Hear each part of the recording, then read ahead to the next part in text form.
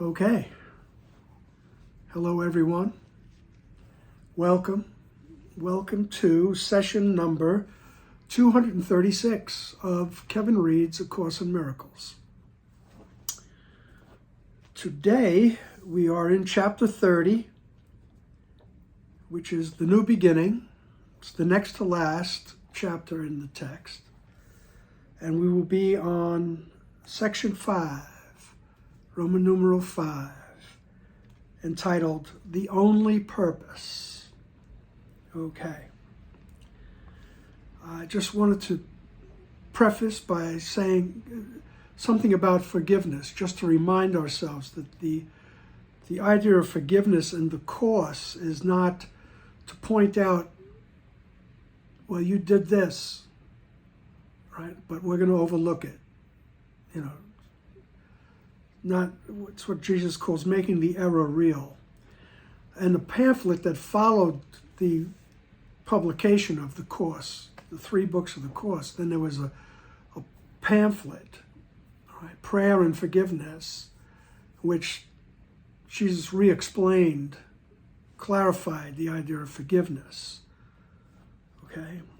And I just thought I would read from one of the exercises. I believe it's 121, the daily exercises, about forgiveness. So this is what he says. Forgiveness is acquired. It is not inherent in the mind, which cannot sin. As sin is an idea you taught yourself, forgiveness must be learned by you as well, but from a teacher other than yourself, who represents the other self in you. Through him, you learn how to forgive the self you think you made and let it disappear. Thus, you return your mind as one to him who is yourself and who can never sin. Right? Very succinct and powerful statement about forgiveness. Right? It's acquired. He says you taught yourself that you were separated. So now you have to learn that you're not. You have to learn about innocence. And you have to learn it. You don't teach yourself. You learn it from your inner teacher. Right? It must be learned by you as well, but from a teacher, with a capital T, other than yourself. Right? That's the inner teacher, the inner guide, your true self, symbolized in the Course by Jesus, Holy Spirit. Okay? Something that represents the other self in you. Right? Through him, you learn how to forgive the self you think you are. So you learn how to forgive this self you think that is separated from the oneness. And let it disappear.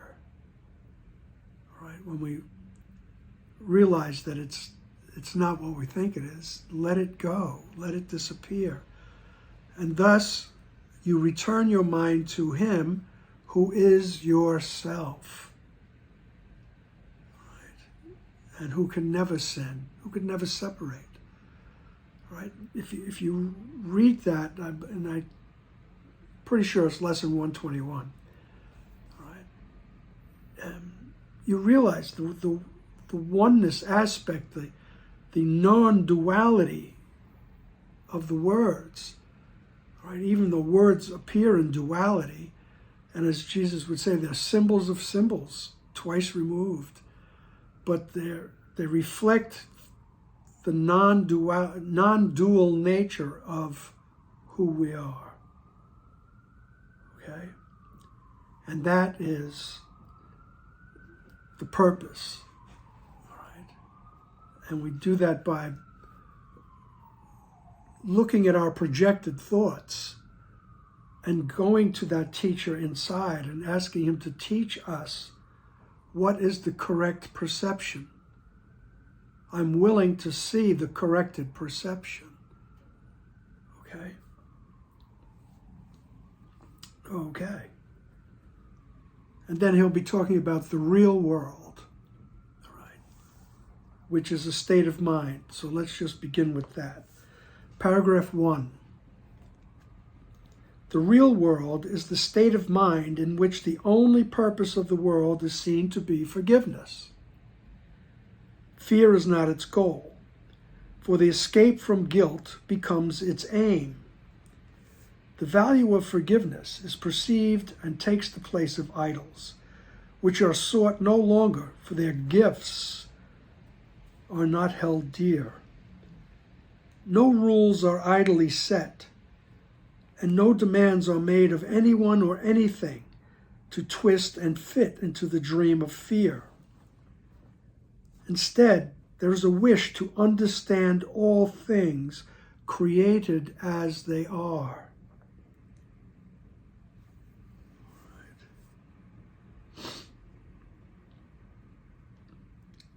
And it is recognized that all things must be first forgiven and then understood.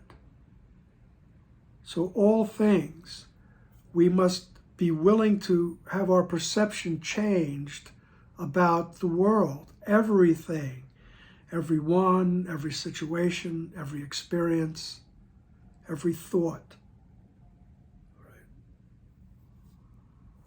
These are the things that must be forgiven. They must be seen. We must be willing to see them in the light of innocence, in the light of their true essence.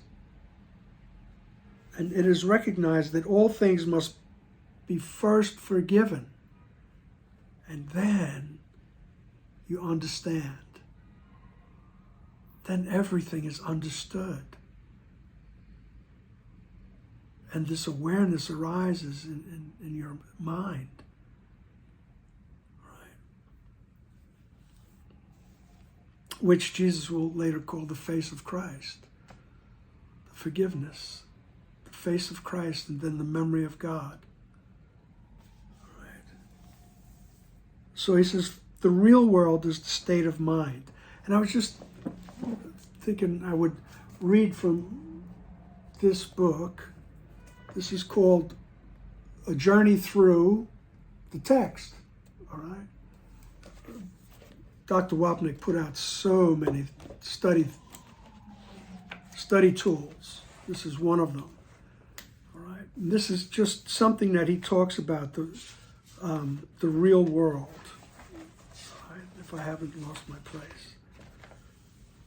The real world is not a place. It is the state of the healed mind, in which we have chosen once and for all to let the Holy Spirit be our teacher. As our advisor, he helps us look through his eyes, so we no longer perceive the world's different purposes, the numerous ways in which we satisfy our needs at the expense of others, concurrently trying to stop them from doing the same thing to us.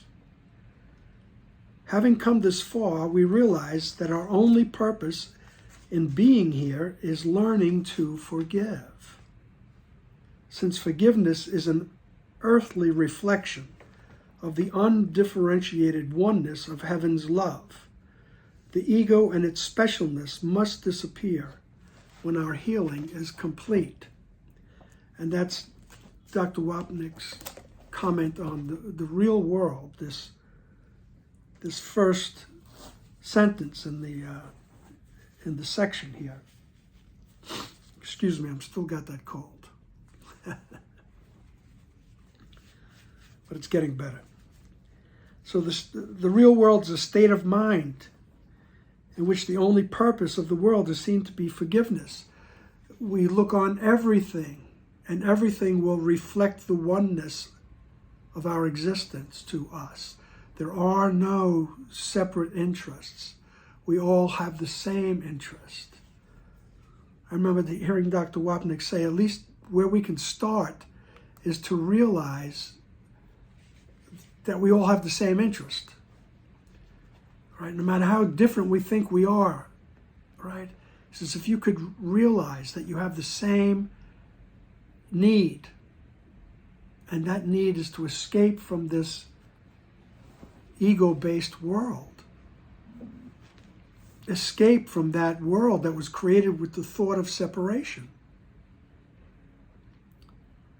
That's our need.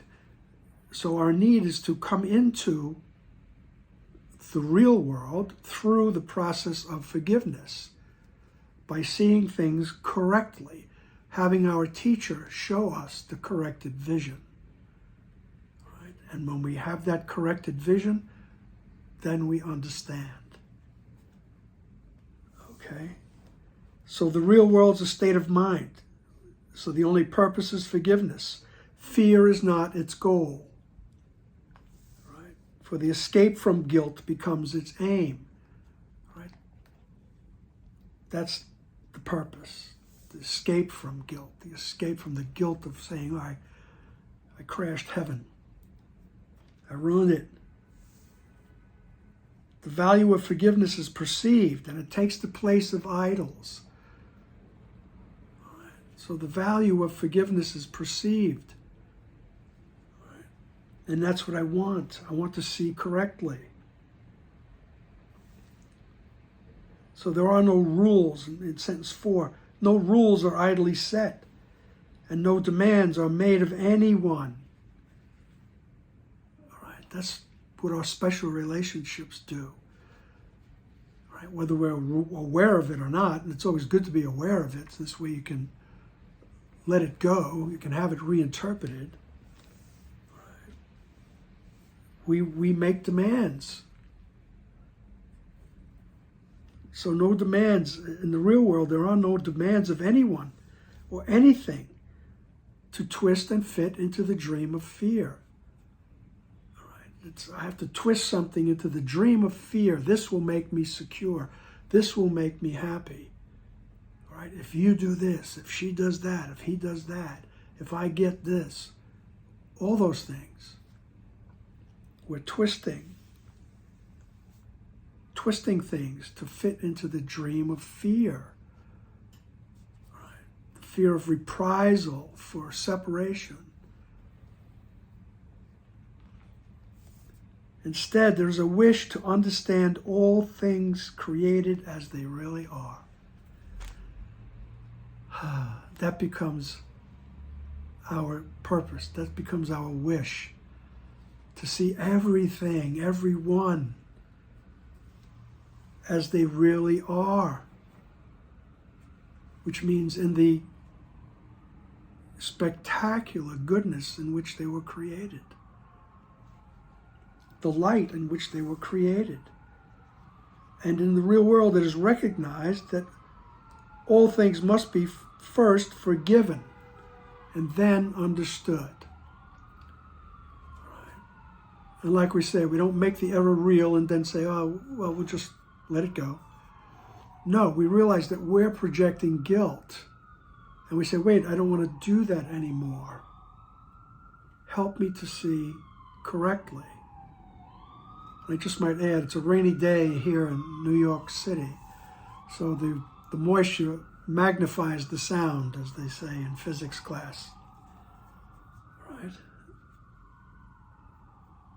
Just as an aside, I used to get goosebumps in physics class, but I couldn't deal with those long mathematical formulas. For some reason, I just froze up memorizing them. So I failed physics. But I liked it. I really did. All right? Because physics can take you to a different sphere, a different frame of mind. Just ask David Bohm. Okay, but that's enough about me. So here in the real world, it is thought that understanding, or here, I think in this experience here it is thought that understanding is acquired by attack. There, it is clear that by attack is understanding lost. The folly of pursuing guilt as goal is fully recognized. As idols are not wanted there, The guilt is understood as the sole cause of pain in any form. No one is tempted by its vain appeal, for suffering and death have been perceived as things not wanted and not striven for. The possibility of freedom has been grasped and welcomed, and the means by which it can be gained can now be understood. The world becomes a place of hope because its only purpose is to be where hope of happiness can be fulfilled. And no one stands outside this hope because the world has been united in belief the purpose of the world is one, which all must share, if hope be more than just a dream. Sorry for sniffling, folks. It's either that or stop the video, and I'm not really aware of how to splice things,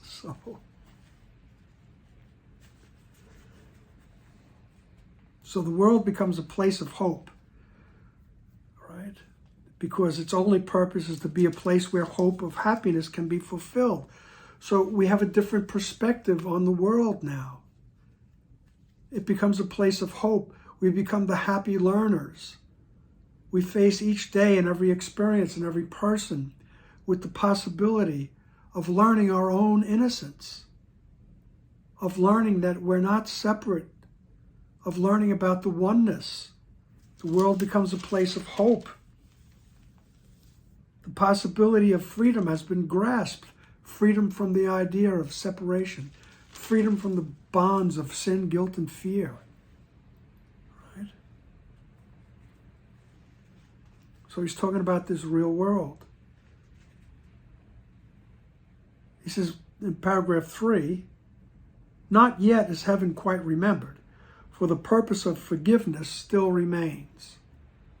Right? We still need to practice our forgiveness. Right? Yet everyone is certain he will go beyond forgiveness, and he but remains until it is made perfect in himself. He has no wish for anything but this, and fear has dropped away, because he is united in his purpose with himself. There is hope of happiness in him, so sure and constant, he can barely stay and wait a little longer, with his feet still touching earth. Yet is he glad to wait till every hand is joined, and every heart made ready to arise and go with him. For thus is he made ready for the step in which all forgiveness is left behind.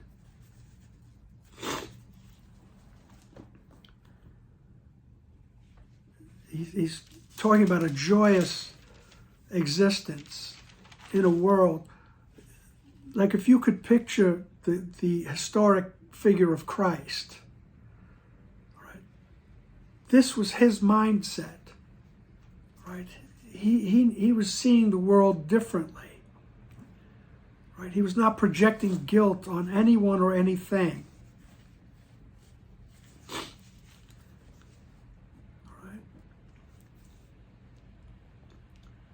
Because fear had dropped away, and he was united in his purpose with himself. All right. So this is the state of mind that we are shooting for. You will achieve this. Somewhere along the line, and what Dr. Wapnick's wife Gloria used to refer to as the hologram of time. In some place in that hologram of time, all right, you have chosen the real world to see through the eyes of forgiveness. All right?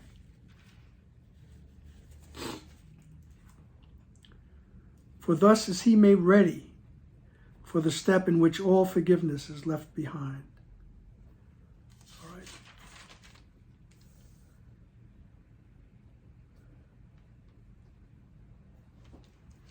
So he's telling us, like in paragraph 2, in this experience here, we think that understanding, we acquire things, we acquire knowledge, whatever, by attacking it, by acknowledging, oh, this is separate, I got to get it into me,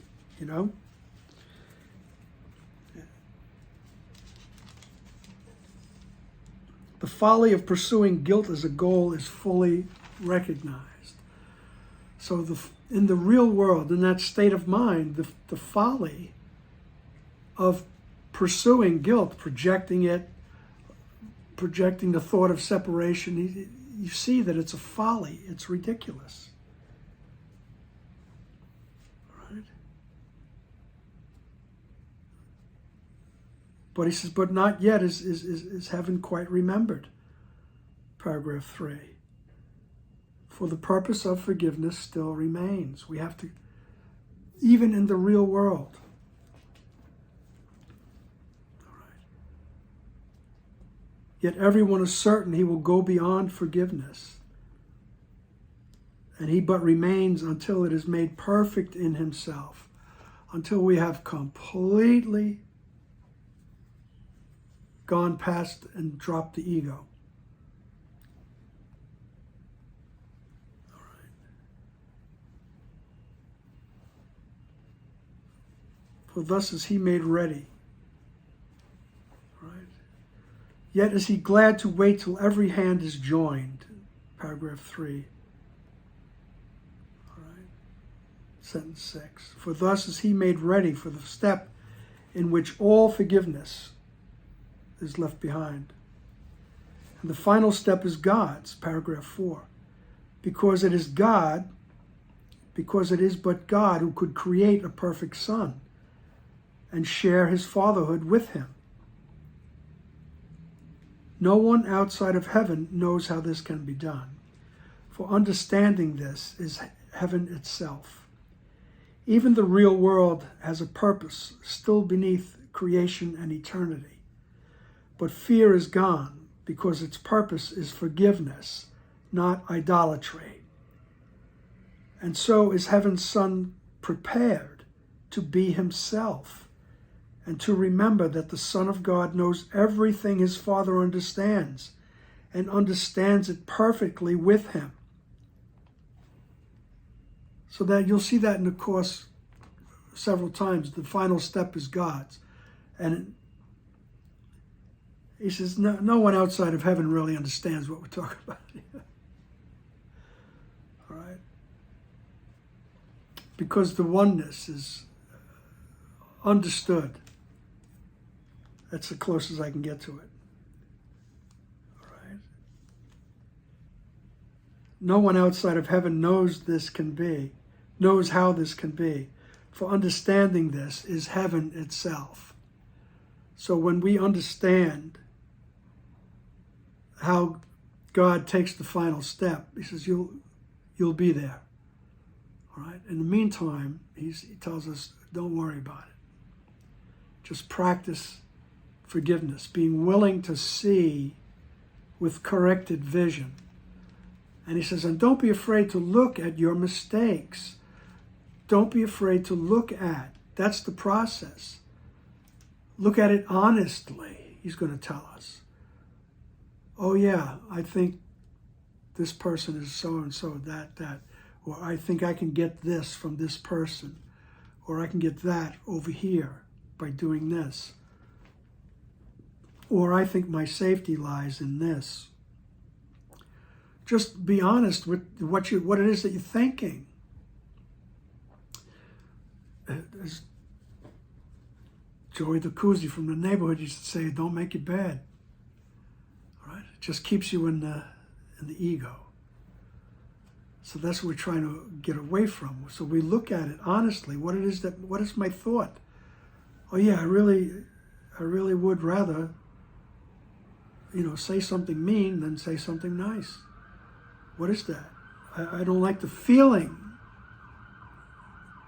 of saying something mean. And after a while, even the thought of it, you don't like yourself.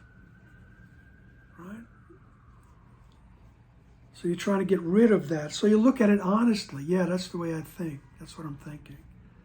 Can you help me? Help me to see it correctly. Right? And that's the process of forgiveness. And that's what's going to prepare us. It's going to bring us to the real world and prepare us for our true nature. All right? And so is Heaven's Son prepared to be himself.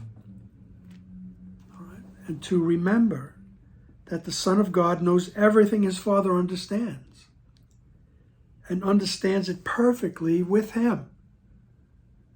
So we're preparing for that awareness that you know everything that God knows and you understand it just as he does. Paragraph 5, the real world still falls short of this. For this is God's own purpose, only his, and yet completely shared and perfectly fulfilled.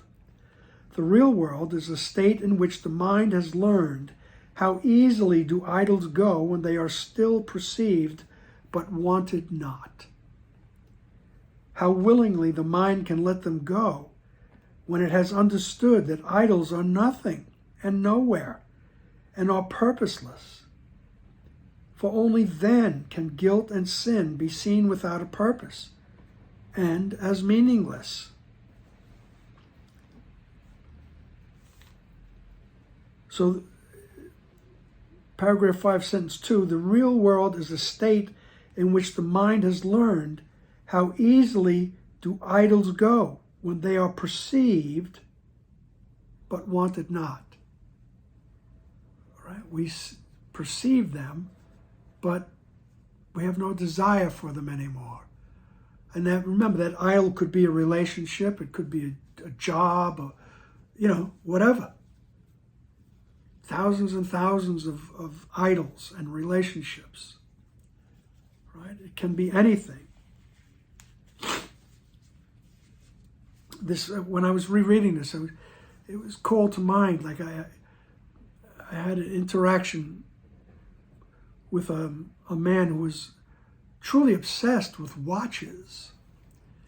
He would watch the home shopping networks, and when they were showing watches, and he would just buy these watches, right? And he was just like, look at this one, look at that one, look at all the features it has, and all right, that's something that's perceived and wanted, all right? And you could do the same thing with a person, place, or thing, or a substance. You look at it and you obsessively want it. You think it's going to give you something that you think you need. He says, but after a while, he says, you get to the place where you can look at it and you realize, it means nothing to you, right? Like I could look at those watches and I would have no reaction like, oh, that's cool. It'd be nice to the guy and all that, but I don't need one. I don't need to have that. All right? And so the real world is a place where we have learned how easily all these idols can go. Although we could still see them, all right, but we don't want them. All right, they're still there. See, the real world is a state of mind, so we're still in form, all right, but we don't need anything from the form. All right? We don't need anything to complete us, so to speak. We don't feel a lack. We don't feel a void in the real world. All right?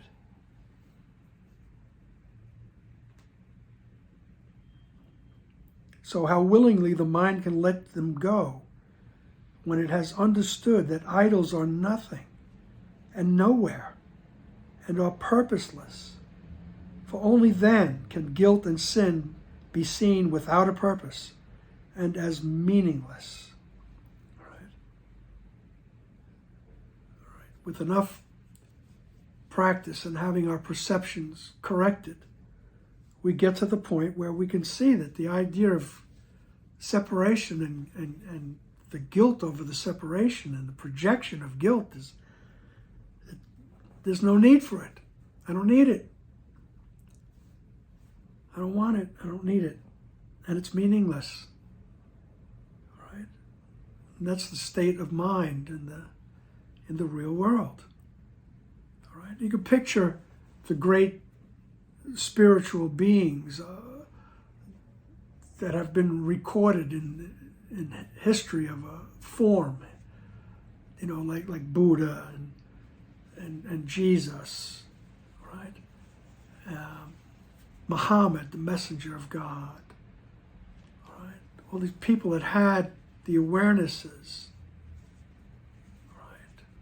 Many, many, many others that I am unaware of, right?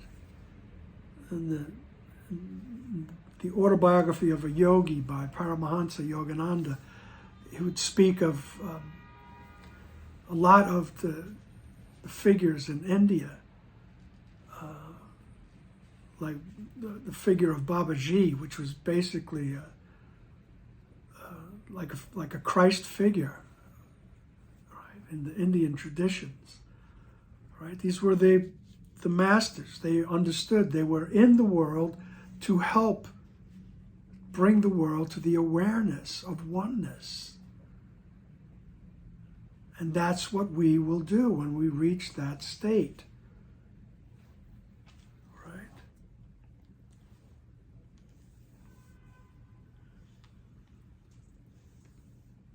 Right? And to go back to paragraph 3, we'll reach that state.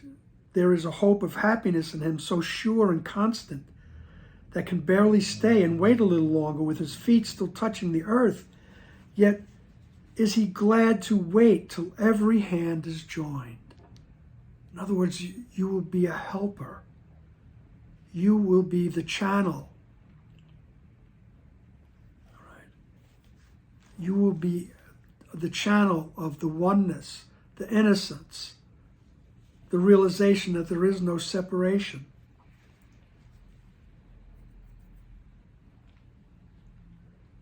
All right. This is the real world's purpose, paragraph 6. I might just add that as we get, you know, Dr. Wapnick would always talk about the Course as a symphony, a great symphony. And you can almost feel the music rising as we get toward the final chapter.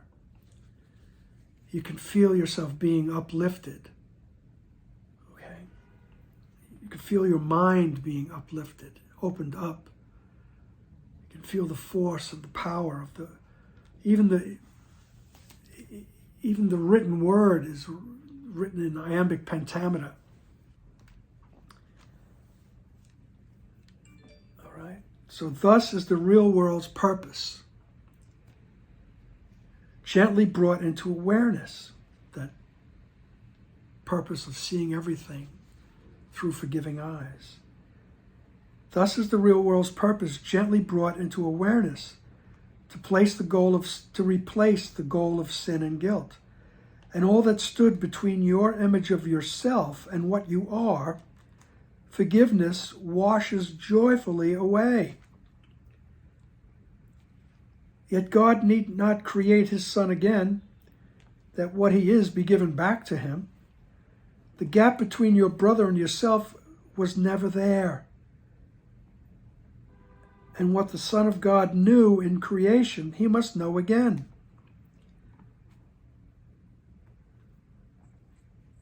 So all that stood between your image of yourself and what you are, forgiveness has washed away. Through the daily practice of forgiveness, of having perceptions corrected, you reinforce and you come to the awareness of who you really are.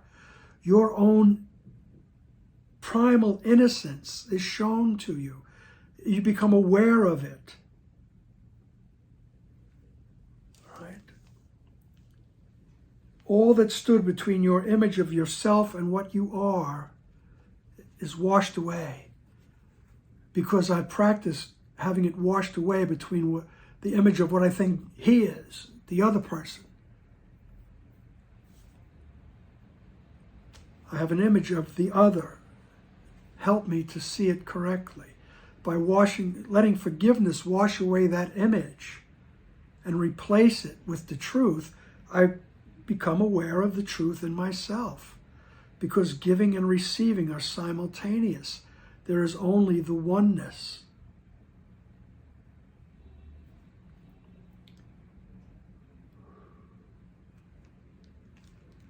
The gap between your brother and yourself was never there. And what the Son of God knew in creation, he must know again. So what you knew before you fell asleep, you will know again. So he says, God doesn't have to recreate you. You just remember who you were. Or who you are, I should say.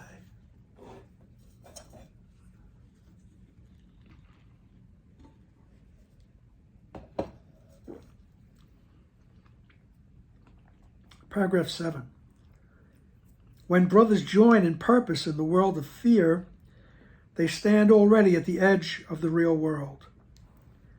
Perhaps they still look back and they think they see an idol that they want. Yet has their path been surely set away from idols toward reality? For when they joined their hands, it was Christ's hand they took, and they will look on him whose hand they hold. The face of Christ is looked upon before the Father is remembered. For he must be unremembered till his Son has reached beyond forgiveness to the love of God. Yet is the love of Christ accepted first, and then will come the knowledge that they are one. Oh, I urge you to constantly reread and absorb these words. All right? It's when brothers join in purpose. Take, for example, Dr. William Thetford and Dr. Helen Schuckman. Dr. Thetford saying there must be a better way to communicate.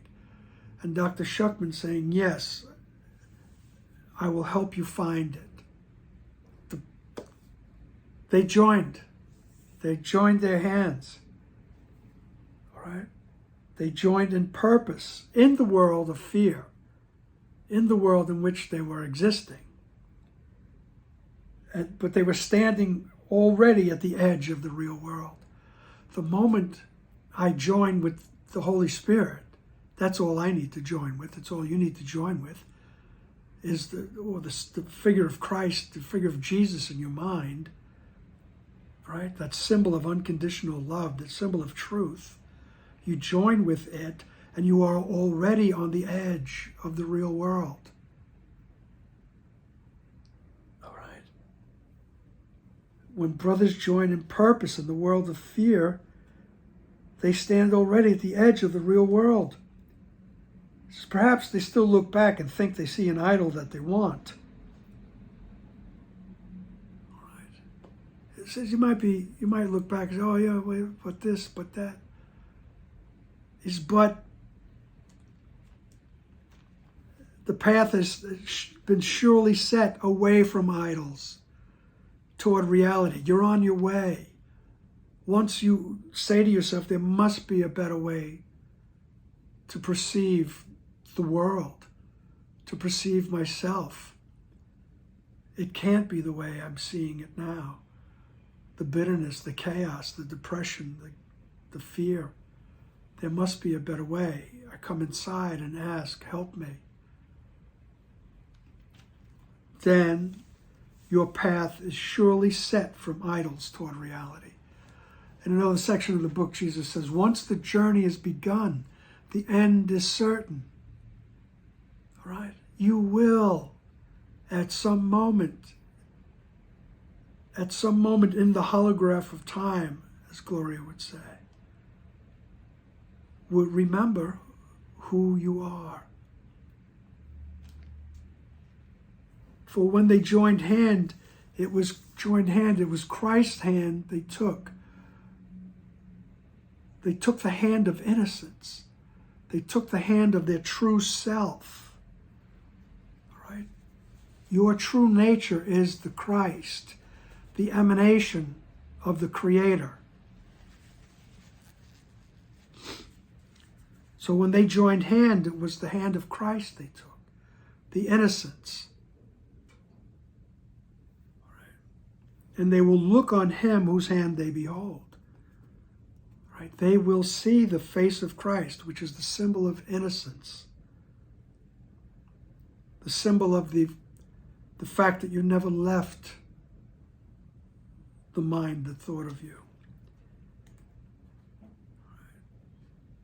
The face of Christ is looked upon before the Father is remembered, just before. For he must be unremembered till his Son has reached beyond forgiveness to the love of God. Yet is the love of Christ accepted first, and then will come the knowledge that they are one. So first we practice the forgiveness. We're willing to see the innocence. And then will come the knowledge of the oneness.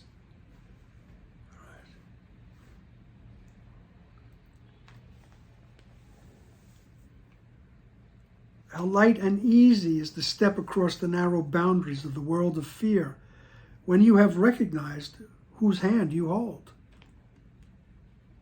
Within your hand is everything you need to walk with perfect confidence away from fear forever, and to go straight on and quickly reach the gate of heaven itself.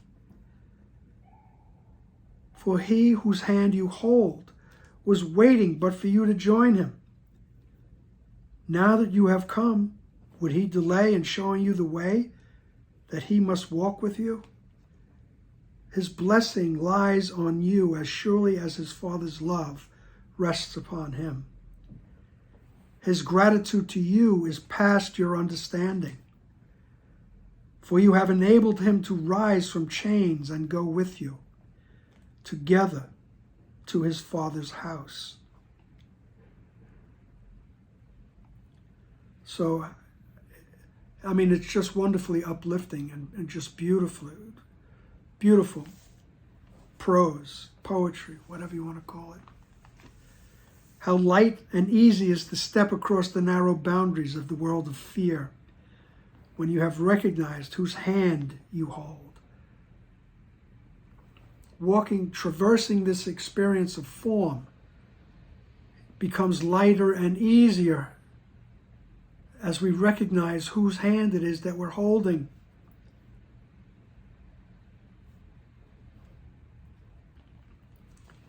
We're holding the hand of our true self.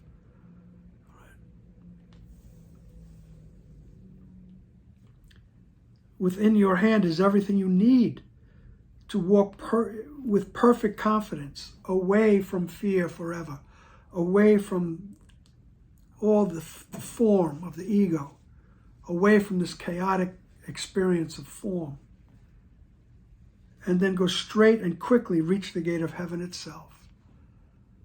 All right. For he whose hand you hold was waiting but for you to join him. All right. In one place that Jesus speaks about the Holy Spirit, it merely looks and waits. So the memory of who you are, the truth of who you are, merely waits. All right? Another place he says, love waits on welcome, not on time. Not on time.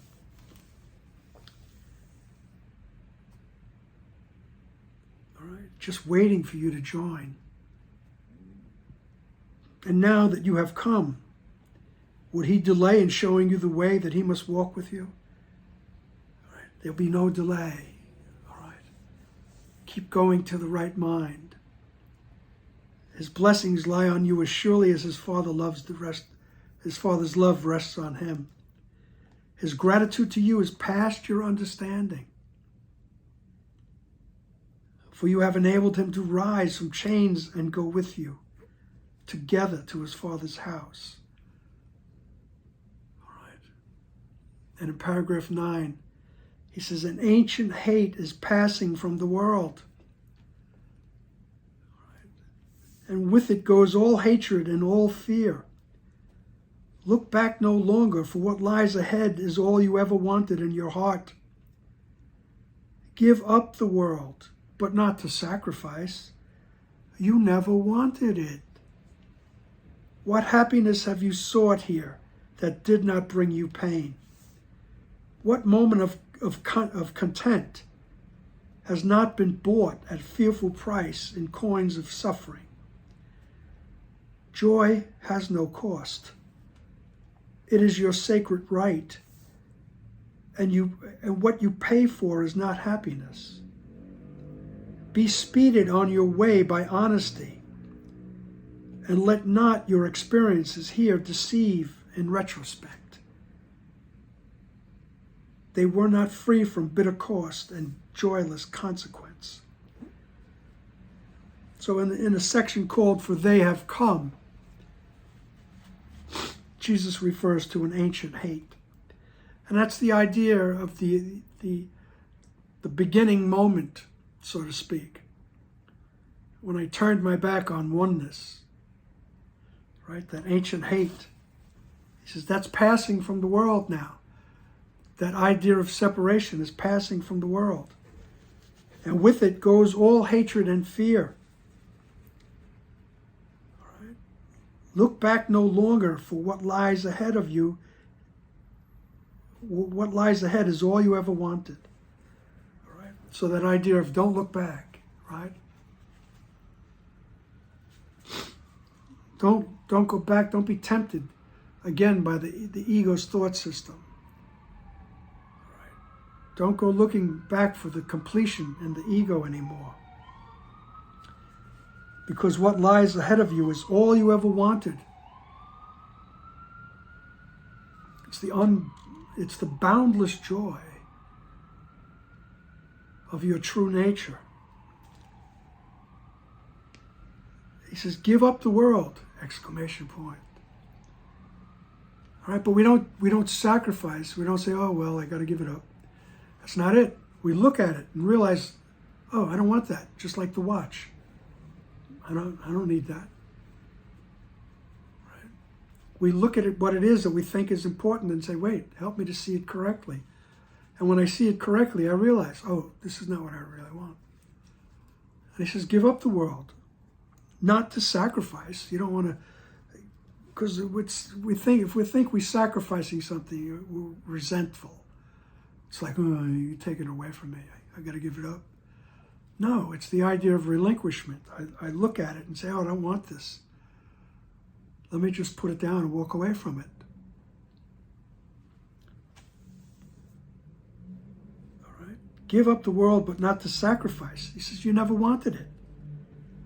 What happiness have you sought here that did not bring you pain? Right? You got to work for it. What moment of content has not been bought at fearful price in coins of suffering? Such beautiful poetry. All right? The fearful price in coins of suffering. When we go looking for things outside of in the world, let's just say. All right? Joy has no cost, he's telling us. You don't have to do anything.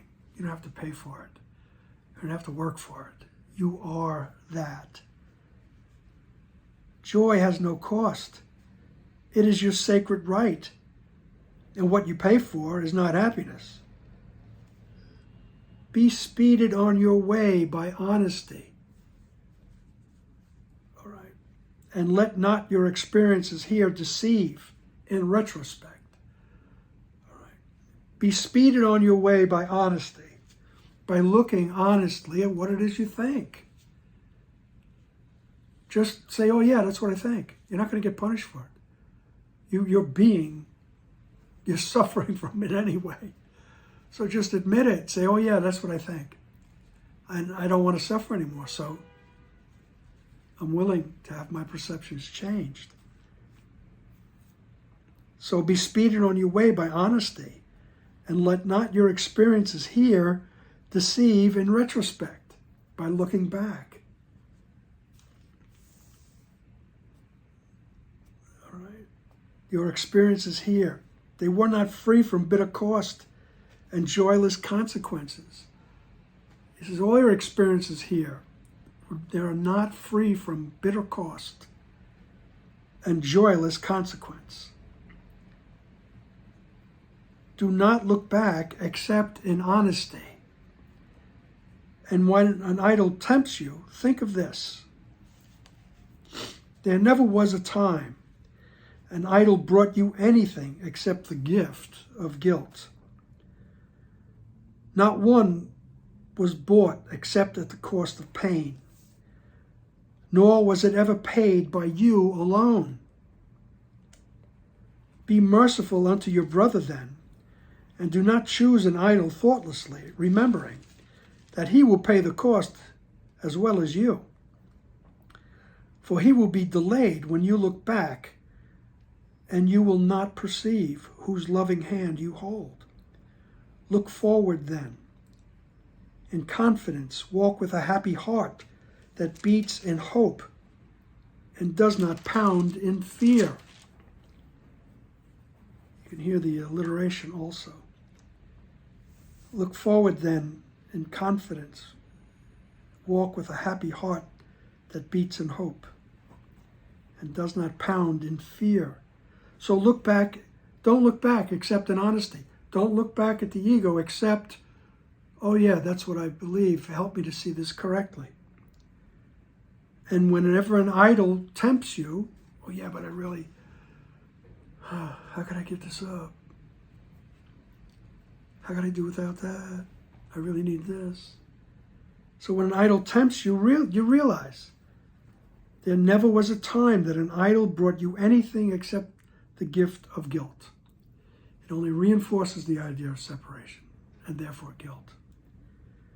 Not one was bought except at cost of pain, nor was it ever paid by you alone. Because when I think that I'm separated, when I think I have separated, I need something out here in the world, I need this idol to make me whole or happy, so I'm reinforcing the idea of separation and guilt. So that every form that I encounter is perceived through those eyes. And I'm reinforcing the idea of separation. So they're suffering too, because I see them as separate. Be merciful to your brother then. Do not choose an idol thoughtlessly, remembering he will pay the cost as well as you. All right? He will pay the cost because I'm going to keep projecting the guilt onto him. All right? For he will be delayed when you look back, and you will not perceive whose loving hand you hold. When you look back, and in other words, when you grab onto that idea that you're separated, and therefore you have to project the guilt, right? You're delaying everybody. And you will not perceive whose loving hand you hold. Look forward then in confidence. Look forward then.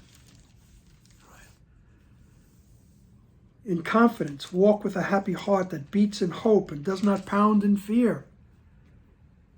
All right? Those quote-unquote mystical beings that we mentioned, the Buddha, the Christ, right? All the saints and sages, all right? They were walking around with a happy heart that was not pounding in fear.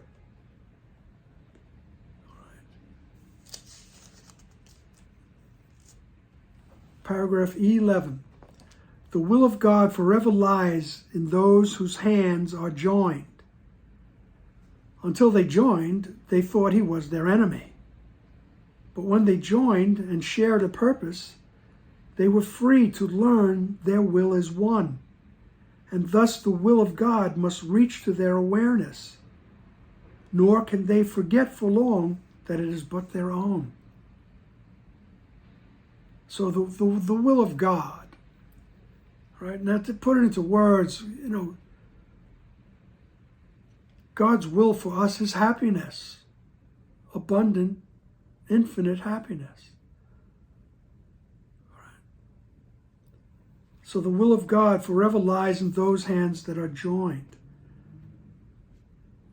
And until they joined, they thought that God was the enemy. Until we realize we're not separate, we think that God is the enemy. He's come to destroy us because I did something wrong. But when they joined and they shared a purpose, right? The beginning of the shared purpose is to realize we all have that purpose, that need of escaping the idea of separation, the sin, guilt, and fear. We have to escape that. We have to be freed from that. We all have a shared purpose. And once we realize that, we're free to learn the oneness. And thus the will of God must reach to their awareness. All right? So the will of God will reach to our awareness. And then he says you won't be able to forget that it's also your will. Because there is only the oneness.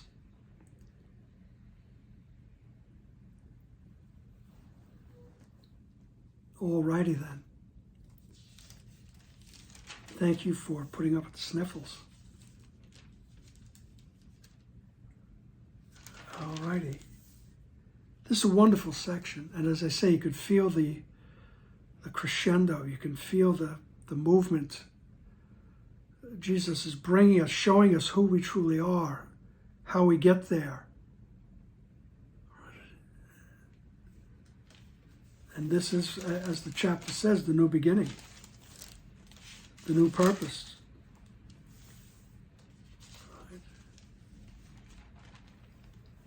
Alrighty then. Thank you. Thank you for helping me study. And once again, I look forward to the next session. Thank you very much.